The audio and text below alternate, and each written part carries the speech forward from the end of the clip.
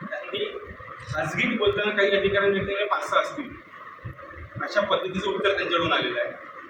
आमच्याकडे काही कागदपत्र सुद्धा आलेली आहेत की अस्तित्वात आहे. ज्याकडे प्रकरण आज उघडीस आलेलं आहे, यापूर्वीपासून तिथे आहे. पत्रकार बांधून आमची विनंती की तुम्ही स्वतःहून त्या गोष्टीचा शोध घ्यावा, कारण आमच्यापर्यंत ती माहिती आलेली आहे. मत्स्यालय उभारणीचा नवीन निधी उपलब्ध झाला. ॲक्च्युली 2018 मध्ये एक जुनं आपल्याकडे मत्स्यालय आहे, जे पूर्वीपासून आहे ते, पण 2018 मध्ये पुन्हा रिन्युअल करण्यासाठी एक 9 कोटी त्याला प्राप्त झाल्यात आणि ते काम अजून चालू आहे. असं असताना पुन्हा नव्याने 40 कोटी एका नवीन ह्याच्यासाठी निधी उपलब्ध झाला. तसं त्याची एक मी तुम्हाला विधी सांगतो. 2/3/2024 म्हणजे 2 मार्चला एक निवेदिका काढली गेली. कंटेनर स्टॉल 2024चा नाहरकत दाखला घेतला होता, हरकत घेतली की सदर त्यांची जमीन असल्याकारणे PWDने डायरेक्ट ती निवेदिका काढली. त्याच्यानंतर 15/3/2024ला पूर्ण दुसरी निवेदिका काढली आणि 16/4/2024ला डायरेक्ट वर्क ऑर्डर काढली. PWD त्याच्यानंतर हे आपलं कृषी विद्यापीठ अजिबात दोघं एकमेकांशी संलग्न नव्हते. आणि 12/3/2024ला जो नाहरकत घेतली गेली त्याच्यावरती हरकत घेतली गेली. त्याच्यावरती PWDने अजूनही उत्तर दिलेलं नव्हतं. त्याच्यानंतर 16/4/2024ला 16/4/2024ला पालकमंत्र्यांनी एक पत्र दिलं मत्स्य विभागाला की रत्नागिरीतील कोकणातील पर्यटनाच्या दृष्टीने महत्त्वाचा जिल्हा असून दरवर्षी मोठ्या प्रमाणात पर्यटक येत असतात, भेट देत असतात. तसेच महाराष्ट्रात सर्वात मोठा लांब किनारा रत्नागिरी जिल्ह्याला असून मासेमारी हा प्रमुख व्यवसाय आहे. पर्यटन व्यवसाय वृद्धीसाठी व पर्यटनासाठी हा समुद्र व समुद्रात असणारे मत्स्य व इतर समुद्रजीव यांची माहिती घेण्यासाठी रत्नागिरीमध्ये मत्स्यालय असणे फार गरजेचे आहे. तरी रत्नागिरीमध्ये झाडगाव येथे सर्वसंपन्न असं मत्स्यालय होण्यासाठी 40 कोटी इतका निधीचा आम्हाला चर्चा करणार. काल घडलेल्या घटनेचे कुटुंब विद्यापीठामध्ये जी रॅगिंग झाली त्याच्यावरती तुम्ही चर्चा करते. कारण विद्यापीठामध्ये अनेक महिने काही गोष्टींसाठी पाठपुरावा होतो आणि तिथून आम्हाला असमाधानकारक उत्तर मिळालं. त्याचं थोडीशी बरोबर आम्ही करणार. दुसरी गोष्ट, आमच्यावरती थोडेसे गुन्ह्याचे गुन्हे दाखल होते की गुन्हे आपल्या सुद्धा फ्रॉड आहेत. आणि आज पक्षाकडे आलेल्या काही तक्रारी आहेत. आणि तक्रारीच्या माध्यमातून आपण जेव्हा कधी जेव्हा मदत करायला जातो त्या मदतीचा गैरफायदा करून घेऊन कुठेतरी राजकीय पाठबळ त्याच्या पाठीमागे आहे असं वाटतं.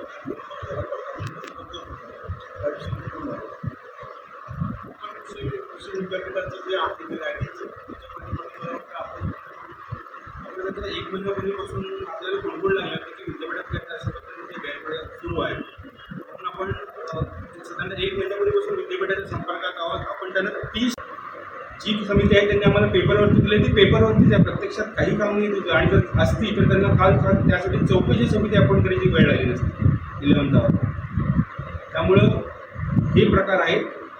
त्या सोबतीला आपण त्यांना विचारलं होतं की त्यांच्याकडे आकृतीबंधातील एकूण पदं मंजूर किती आहे, त्यात एकाकी पदं किती आहेत अशी त्यांच्याकडे एकूण त्यांनी अलॉट झालेल्या पदांची संख्याची विचारली होती. ती सुद्धा त्यांनी अर्धवट माहिती दिलेली आहे. त्यांच्याकडे एकाकी पदांमध्ये ग्रंथपाल, सहाय्यक ग्रंथपाल, त्यासोबत शारीरिक शिक्षण निवेदक अशा पद्धतीचे पदं त्यांच्याकडे मंजूर आहे, जी एकाकी आहेत. पण त्यांच्याकडे 2-2, 3-3 ह्याच्यावरती काम करतात. कित्येक अधिकारी कर्मचारी, ठीक आहे, रिसर्च सेंटर असल्यामुळे संशोधन अधिकारी आपण समजू शकतो की त्याला एखादा प्रोजेक्ट आहे तो 2 वर्ष 5 वर्ष चालतो म्हणून त्याला एका जागा राहू शकतो. पण असे कित्येक अधिकारी आहेत की 6-6, 7-7 वर्ष एकाच पदाला टिकून आहेत. 3 वर्षांतर त्यांची बदली झाली पाहिजे होती. आणि त्याच अधिकाऱ्यांकडे एकमेकांचे अधिभार दिले गेले. आणि अत्यंत महत्त्वाचे असलेलं रजिस्ट्रार म्हणजे कुलसचिव, इंजिनियर आणि कॅफो ही 3 पदं ही सरकारी अधिकाऱ्यांची नियुक्ती करायची असते विद्यापीठामध्ये. 2001 आम्ही त्यांना ज्यावेळेला प्रश्न विचारला की या संदर्भात पाठपुरावा केला काय, कारण की आपल्याकडे सरकारी अधिकारी त्यात कार्यरत नाही आहे. तर त्यांनी सगळं 2019ला मार्चमध्ये का एप्रिलमध्ये आम्ही त्या संदर्भात पत्र पाठवलं. त्यानंतर 2 सरकार आली, 2 मुख्यमंत्री आले.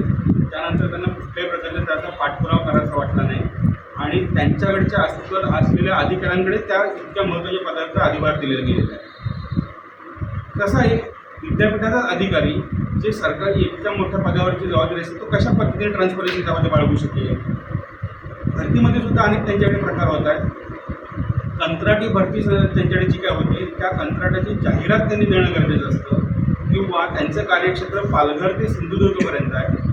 तिथल्या प्रत्येक ग्रामपंचायतपासून प्रत्येक सरकारी कार्यालयामध्ये त्याची नोटीस लावणं गरजेचं अपेक्षित असतं, पण ते स्वतःच्या विद्यापीठ किंवा कॉलेजपुरतीच तेवढी नोटीस लावायचं काम करतात आणि कंत्राटदार नेमून त्याची कर्मचाऱ्यांची भरती केली जाते.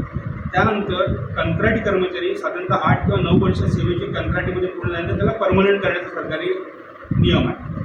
त्यांच्याकडे 8-8, 9-9, 10-10 वर्ष पार करून गेलेले काही लोक आहेत, त्यांना सुद्धा ते परमनंट करण्यासंदर्भात कोणती हालचाल करत नाही आहे.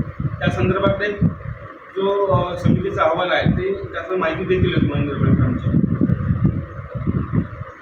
परमनंट करणे हा कंत्राटी कर्मचाऱ्यांना याबद्दल खूप त्यांचा हात आकर्षक आहे आणि ज्यावेळेला आम्ही हे प्रश्न विचारले त्या कंत्राटी कर्मचाऱ्यांमध्ये त्यांनी संभ्रम निर्माण केला की आम्ही तुमचं परमनंटशिप करत होतो, पण मनसेने आक्षेप घेतला. मनसेने कुठलाही आक्षेप घेतला नाही. मनसेने उलट त्यांना विचारण्यात केली होती जे कंत्राटी कर्मचारी आहेत त्यांना परमनंट कधी करणार आहे, त्यांना तुम्ही इतके वर्ष तुमच्याकडे सेवा करतायत, इतके वर्ष सेवा देत आहेत, त्यांना कुठेही तुम्ही आम्ही देणं गरजेचे आहे, पण परमनंट करणं गरजेचं आहे, पण विद्यापीठावरती कोणत्याही पद्धतीची कार्यवाही करत नाही याची अपेक्षा आहे. टाइम्स डिजिटलला लाईक करा, सबस्क्राईब करा, शेअर करा आणि बेल आयकॉन दाबायला विसरू नका. पाहत रहा टाइम्स डिजिटल.